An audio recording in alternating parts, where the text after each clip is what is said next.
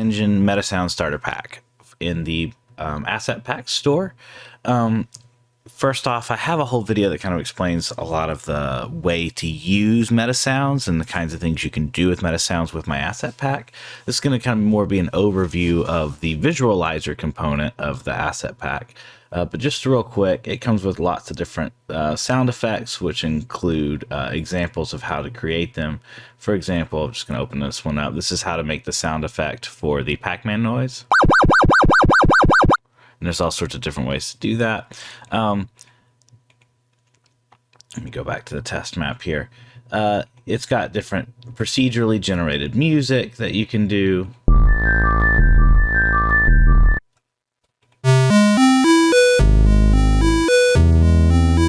And it shows how to like change those inputs and things like that. So this is an example of a visualizer which utilizes a lot of game inputs to both input into the MetaSound, like input numbers or triggers into the MetaSounds during gameplay, or to extrapolate from the MetaSound. So it'll take something the MetaSound generates and then put that back into the gameplay. So let me show you. So there is an overlay widget.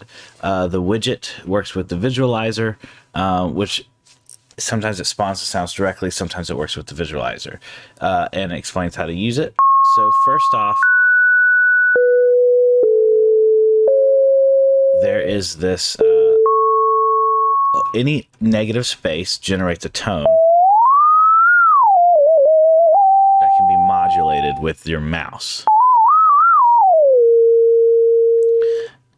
There is a procedurally generated tone, which procedurally goes up in value, but it makes random notes every time.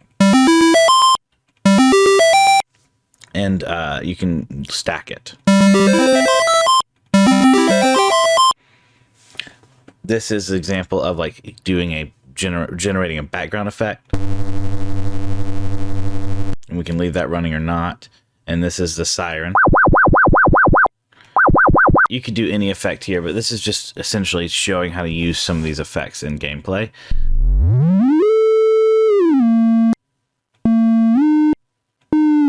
That changes a tone based off where a slider is in a menu. And there's examples on how to do that. This is the visualizer. It goes through, and it's a lot of different code here, and this code interfaces with the actual song, which is in the music outputs. This is industry W outputs. So this it looks a little messy, but I promise it's all grouped to where you can follow what's going on. If you play the song, you can see it actually like pulsing with the beat, so it's pretty easy to follow what's happening. But in the actual visualizer here, you have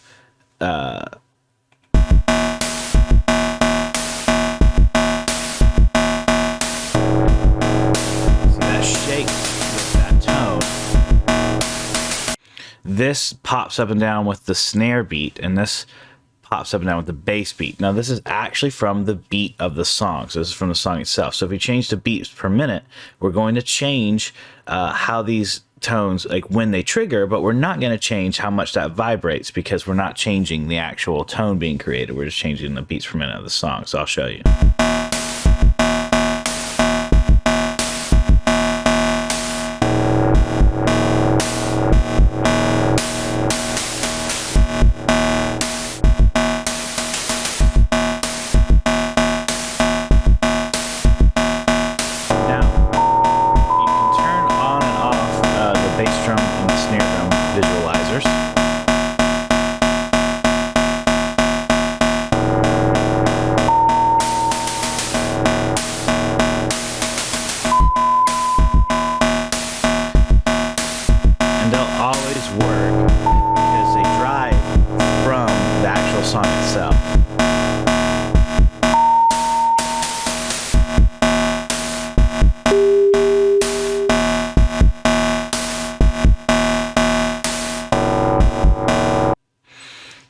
And you'll notice too, there is a material. This material is a dynamic material instance, which has a color parameter, and that color parameter can change based off actual inputs from the song. So this one is changing off of a trigger, but you could change it off of songs warbling, and there's all sorts of things you can do. So for example, I'll show you quickly in the visualizer.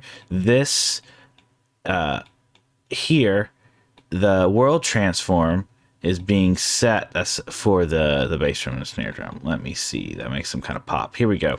In this one, in the output from the MetaSound, which I have examples how to get all that in the right spot here, I have an output in this MetaSound, which is just the sound of that. See, this is going into the mixer here, of that tone, and I output that sound. And in the visualizer, you can see how to find when that sound has a value change, return the value change. So I'm printing it to the screen so you can see what's happening. And then I'm actually, for this, I'm just setting the transform based off, I'm getting the current location of it, and I'm putting it there. I was thinking about moving it around at one point, which is why it looks like this. And then I'm slightly altering the transform because I'm adding the float, which has negative and positive values. So adding those negative and positive values makes it kind of shake, makes it get bigger and smaller really, really fast, because it's happening like pretty much at tick, like so the way MetaSounds works. So going back to the visualizer here, you can see there's all sorts of different ways you can use MetaSounds, and the point of my visualizer is to give you more examples of how to actually use them in a 3D environment. So what you can actually do when you combine all this stuff together. And so more explanations in the documentation. The link to this visualizer in the Unreal Engine Studio, as well as all the assets that come with it. The goal is that you can have starting assets if you want to start with some of the stuff I've created and use it, or to build upon that, or to just use it to learn. That is the goal of this asset pack. So thank you so much. I hope you can make some awesome MetaSounds, and I'll see you next time.